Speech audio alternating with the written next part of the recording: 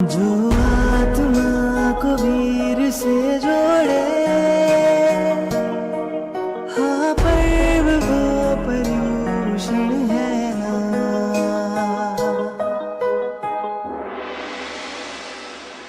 बोलिए भगवान महावीर स्वामी की जय। आप सभी नगर निवासी जनों को पर्युषण के प्रथम दिवस की हार्दिक हार्दिक शुभकामनाएं प्रस्तुत करता हूं। पर्युषण पर्व जैन धर्म का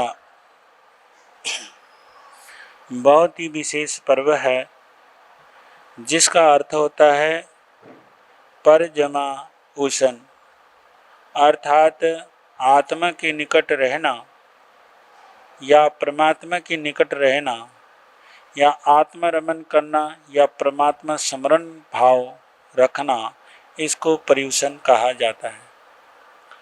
तो पर्युषण के पावन प्रसंग पर जैन समाज में जहाँ जहाँ भी जैन समाज रहता है और जहाँ जहाँ गुरु हैं, संत मुनि राज हैं, साधु साध्वी जी महाराज हैं, वहाँ वहाँ पर विशेष विशेष कार्यों का कार्यक्रम विशेष विशेष होते हैं। जैसे सुबह प्रतिदिन अंतकृत दशांग सूत्र की वाचनी होती है और इन 8 दिनों में 24 घंटे के लिए महामंत्र नवकार मंत्र का पाठ होता है। यानी 8 दिन तक लगातार 24 घंटे तक नमोकार महामंत्र का क्या होगा, जाप होगा, जाप होता है। इसके माध्यम से नवकार मंत्र का जाप सभी जनता जनार्दन आते हैं और जाप करते हैं। सुबह 8 से 9, 9:30 लगभग श्रीमद् अंतकृत दशांग सूत्र की वाचनी होती है, जिसमें 99 आत्माओं का वर्णन है। इस सूत्र का नाम ही ऐसा है, श्रीमद् अंतकृत दशा सूत्र, कि 99 आत्माओं ने अपनी साधना आराधना करके जीवन के अंतिम क्षणों में केवल्य ज्ञान ब्रह्म ज्ञान को प्राप्त करके और अंतिम सांसों में ही निर्वाण को उन्होंने प्राप्त किया है। तो इसीलिए श्रीमद् अंतकृत दशा सूत्र नाम रखा गया है। तो जिन्होंने अष्ट कर्मों से मुक्त हुए, जो मोक्ष में चले गए, ऐसी आत्माओं का विशेष रूप से यहाँ पर क्या होता है, वर्णन होता है।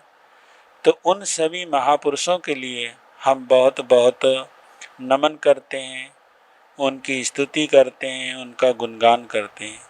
तो प्रथम 4 दिवस में भगवान अरिष्टनेमी और उनके शासन की विशेष चर्चा होती है, जिसमें कृष्ण की रानियाँ, पटरानियाँ और उनके बेटे, पुत्र और उनके शासन में रहने वाले नागरिक लोग श्रमण बनते हैं, साधु बनते हैं और साधना करते हैं, और साधना करने के बाद वो मोक्ष को प्राप्त होते हैं।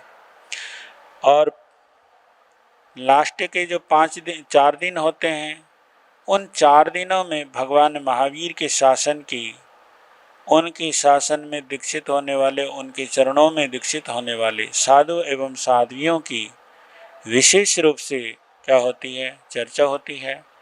तो इसलिए अंतकृत दशांग सूत्र में यह वर्णन होता है। दोपहर में श्री कल्प सूत्र की रचना होती है, कल्प सूत्र की वाचनी होती है।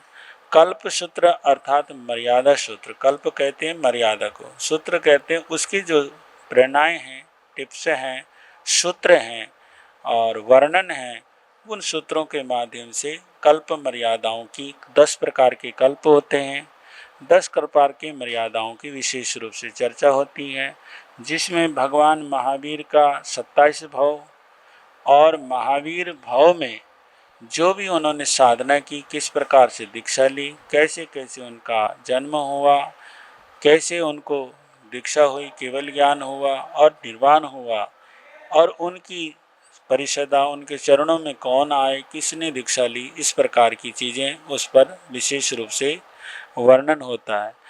और समाचारी का भी वर्णन है और साथ में 24 तीर्थंकरों का संक्षिप्त जीवन परिचय कल्पसूत्र में दिया गया है। तो उसकी चर्चा दोपहर 3 से 4 बजे तक मतलब उसकी कथा होती है और जनता जनार्दन आकर के सुनते हैं।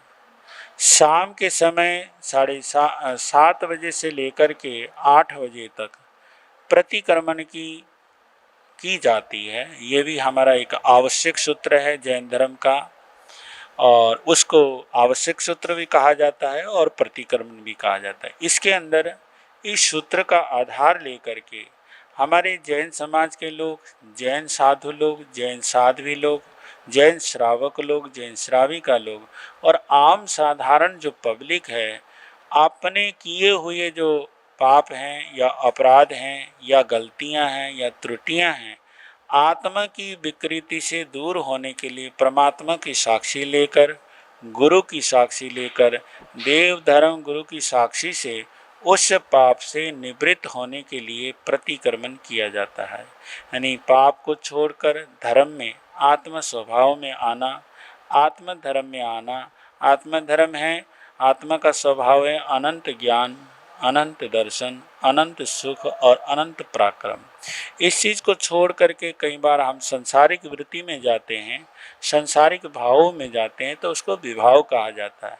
तो उससे दूर होने के लिए हमें स्वभाव में आना होता है, वापस अपनी आत्म स्वभाव में आना होता है।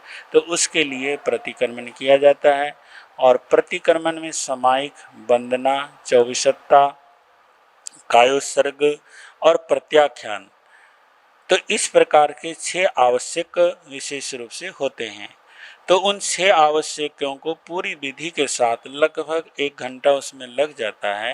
तो इस तरह की साधना उस तरह से हो जाती है।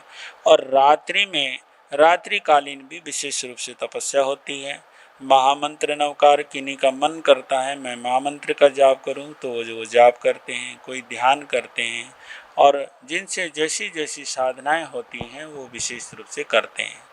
और ख़ास करके हमारे जैन समाज में इन 8 दिनों में लगातार आत्मरमन की क्रिया के साथ साथ कुछ और विशेष काम भी करते हैं, क्योंकि समाज को चलाने के लिए दान भी जरूरी होता है।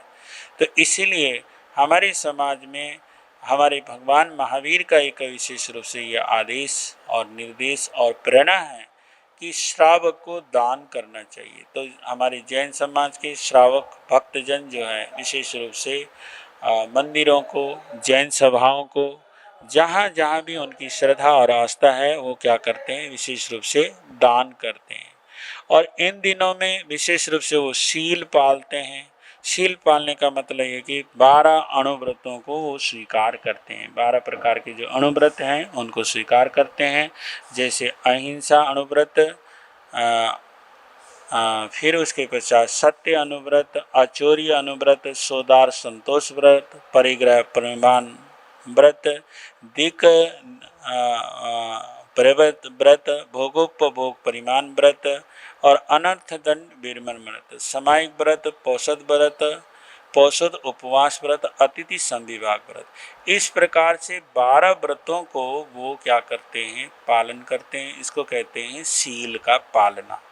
फिर 12 प्रकार की तपस्याएं होती हैं, जैसे अनशन, ओनोदरी, भिक्षाचरी, रस परित्याग, काया कलेश, प्रतिशलीनता, प्रायश्चित, विनय तप, वैयावृत्ति तप और स्वाध्याय, ध्यान और वैसर्ग तप। इस प्रकार से 12 तप विशेष रूप से करते हैं। और किसी से कोई त्रुटि हो जाती है तो इन दिनों में विशेषकर वो अपने गुरुओं के श्री चरणों में आकर के अपने पापों का खुलासा करते हैं और खुल करके प्रायश्चित भी देते हैं, अपनी गलती को कबूलनामा भी करते हैं। इस प्रकार से होता है। और इन दिनों में हमारी जैन समाज में जो साधु हैं, साध्वी हैं, श्रावक हैं, श्राविका हैं, ये 8 दिनों में लगातार कोई ना कोई तप करता है। कोई 1 दिन का व्रत करता है, कोई 2 दिन का करता है, कोई 3 दिन का करता है, कोई 4 दिन का करता है, कोई 5 दिन का करता है, कोई 8 दिन का करता है। इस प्रकार से लगातार ये 8 लगातार व्रत भी करते हैं कुछ लोग, और कुछ लोग सुबह शुरू के करते हैं, कुछ लोग लास्ट के भी करते हैं। इस तरह से उपवास होता है। हमारे यहाँ उपवास भी 2 तरह का होता है, व्रत भी 3 तरह का होता है। एक एकासना व्रत। एकासना में क्या होता है कि 24 घंटे में एक बार, यानी कि 12 से 1 के बीच एक टाइम एक आसन में बैठकर भोजन करने को एकासना व्रत कहते हैं। फिर दूसरी तरह का व्रत होता है आयम्बिल व्रत।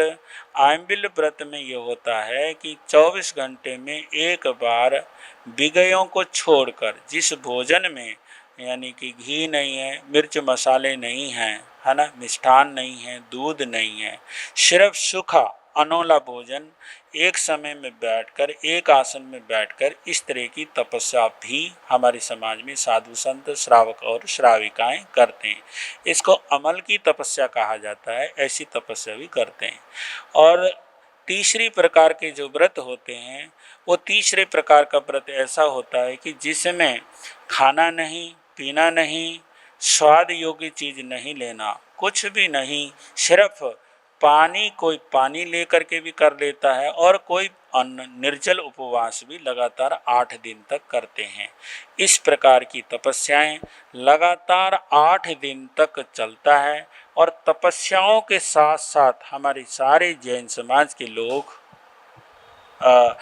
भगवान की वाणी सुनते हैं, लगातार प्रवचन सुनते हैं। यूँ तो 4 महीने लगातार होता है, लेकिन इन 8 दिनों में जो कभी स्थानक नहीं आते या मंदिर जी नहीं आते, वो भी देव दर्शन, गुरु दर्शन और प्रवचन सुनने के लिए विशेष तौर से वो आते हैं।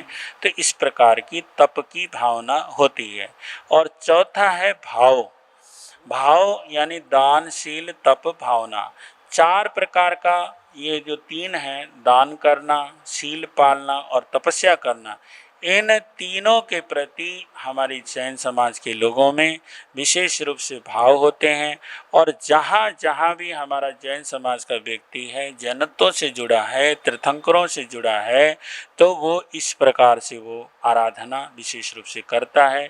तो सभी हमारे जो जैन समाज के लोग हैं या नगर के जो नागरिक हैं, देश के जो नागरिक हैं, सभी के लिए महापर्व पर्युषण, पर्वादिराज पर्व पर्युषण की इस प्रकार से हमारी आराधनाएं होती हैं। तो मैं सभी को बधाई देता हूँ। ये पर्वादिराज पर्व पर्युषण आप सबके लिए कल्याणकारी रहे। अभी जो महामारी चल रही है, उस महामारी का संपूर्ण रूप से शमन हो, देश में शांति हो, नगर में शांति हो, सब स्वस्थ रहें, सब मस्त रहें।